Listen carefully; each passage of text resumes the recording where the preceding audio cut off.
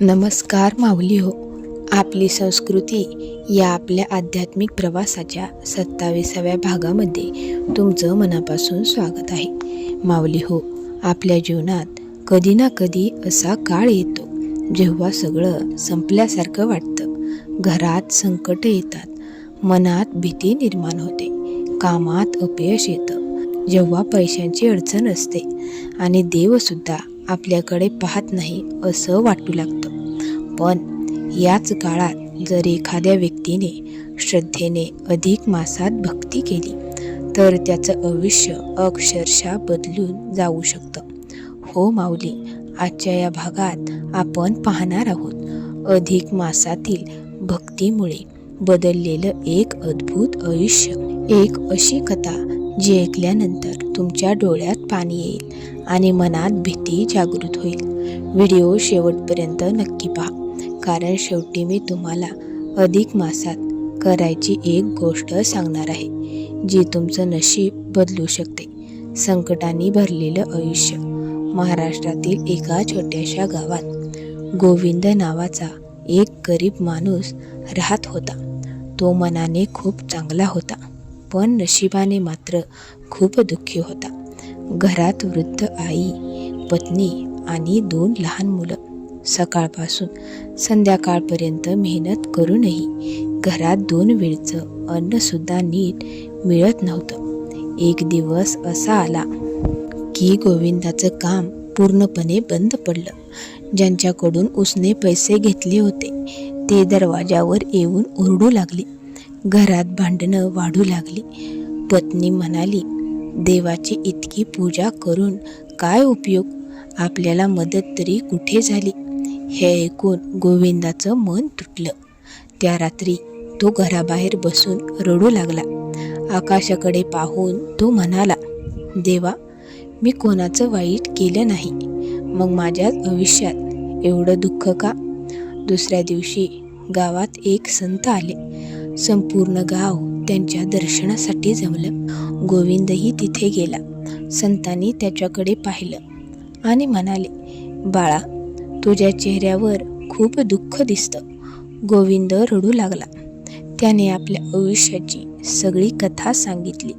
तेव्हा संत शांतपणे म्हणाले, काळजी करू नकोस, आता पुरुषोत्तम मास सुरू होत आहे. हा महिना स्वतः श्री विष्णूंना प्रिय आहे. या महिन्यात जर तू श्रद्धेने भक्ती केली तर तुझं आयुष्य बदलल्याशिवाय राहणार नाही. गोविंद म्हणाला, माझ्याकडे पैसे नाहीत महाराज, मोठी पूजा कशी करू. संत हसले, देवाला पैसा नाही, भक्ती हवी असते. दररोज सकाळी स्नान करून ओम नमो भगवते वासुदेवाय हा मंत्र जप आणि तुळशीपुढे दिवा लाव. गरिबाला अन्नदान कर आणि मनापासून श्री विष्णूंचं नामस्मरण कर. त्या दिवसापासून गोविंद बदलला. तो रोज पहाटे उठू लागला. थंड पाण्याने स्नान करून तुळशीपुढे दिवा लावत असे. त्याच्याकडे तेल नसेल तर कधीकधी फक्त कापसाची वात लावूनही तो देवाला नमस्कार करत असे. तो रोज म्हणायचा, हे श्रीहरी, माझ्याकडे काही नाही, फक्त तुझ्यावर विश्वास आहे. गावातील लोक त्याची थट्टा करू लागले. अरे, भक्तीने पोट भरतं का. पण गोविंद शांत राहिला, कारण आता त्याच्या मनात निराशेपेक्षा श्रद्धा जास्त होती. एक दिवस गोविंद मंदिरात बसून विष्णू सहस्त्रनाम ऐकत होता. तेवढ्यात गावातील एक श्रीमंत व्यापारी तिथे आला. त्याने गोविंदाला ओळखलं. अरे, तूच ना तो प्रामाणिक माणूस. गोविंद म्हणाला, हो. व्यापारी म्हणाला, मला माझ्या दुकानासाठी विश्वासू माणूस हवा आहे, काम करशील का. गोविंदाच्या डोळ्यात पाणी आलं, कारण अनेक महिन्यानंतर त्याला काम मिळालं होतं. तो मनात म्हणाला, हे सगळं श्रीहरींची कृपा आहे. गोविंद आता रोज काम करू लागला, पण त्याने भक्ती सोडली नाही. कामावर जाण्यापूर्वी तो मंदिरात जाऊ लागला. एका दिवशी त्याने पाहिलं, मंदिराबाहेर एक वृद्ध भिकारी उपाशी बसला होता. गोविंदाकडे फक्त 2 भाकऱ्या होत्या, एक स्वतःसाठी आणि एक मुलासाठी. पण त्याने स्वतःची भाकरी त्या वृद्धाला दिली. वृद्धाच्या डोळ्यात अश्रू आले. तो म्हणाला, बाळा, तुझ्यावर श्रीहरीची कृपा कायम राहील. हे बोलून तो वृद्ध अचानक गायब झाला. गोविंद आश्चर्यचकित झाला. त्याला वाटलं हा साधा माणूस नव्हता. हळूहळू गोविंदाच्या घरात बदल होऊ लागला. पत्नीचं मन शांत झालं. घरातील भांडणं कमी झाली. आईची तब्येत सुधारली. मुलं आनंदी राहू लागली. आणि सर्वात मोठी गोष्ट म्हणजे घरात आता भीती नव्हती. कारण भक्तीमुळे घरात सकारात्मक ऊर्जा निर्माण झाली होती. अधिक मास संपायला फक्त 3 दिवस उरले होते. त्या रात्री गोविंदाला स्वप्न पडलं. त्याने पाहिलं एक तेजस्वी प्रकाश आणि त्या प्रकाशातून भगवान श्री विष्णू प्रकट झाले. पिवळे वस्त्र, शंख, चक्र, गदा आणि कमळ. गोविंद थरथरू लागला. श्री विष्णू म्हणाले, गोविंदा, तू संकटातही माझ्यावर विश्वास ठेवला म्हणून मी तुझ्यावर प्रसन्न आहे. ज्याच्याकडे काही नसतं पण तरीही जो भक्ती सोडत नाही तोच माझा खरा भक्त असतो.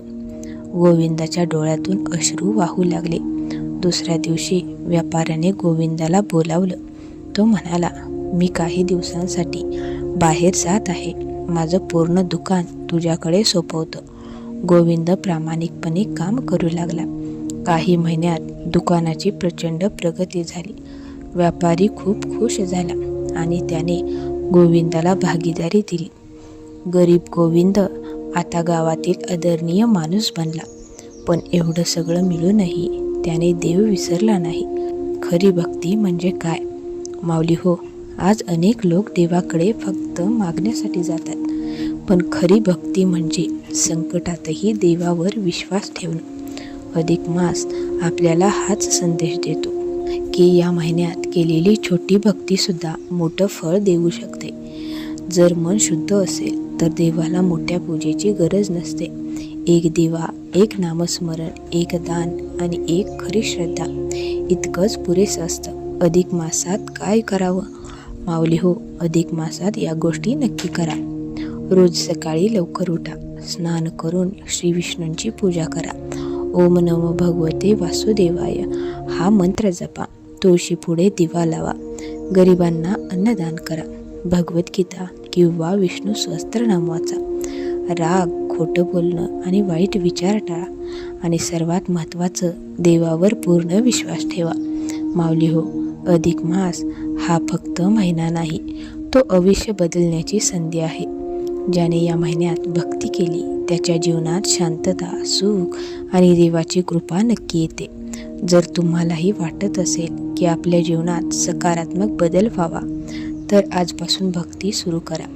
कमेंटमध्ये श्री हरी नक्की लिहा. आणि व्हिडिओ आवडला असेल तर लाईक, शेअर आणि सबस्क्राईब करायला विसरू नका. पुन्हा भेटू आपल्या संस्कृतीच्या आणखी एका अद्भुत भागात. तोपर्यंत जय श्री हरी.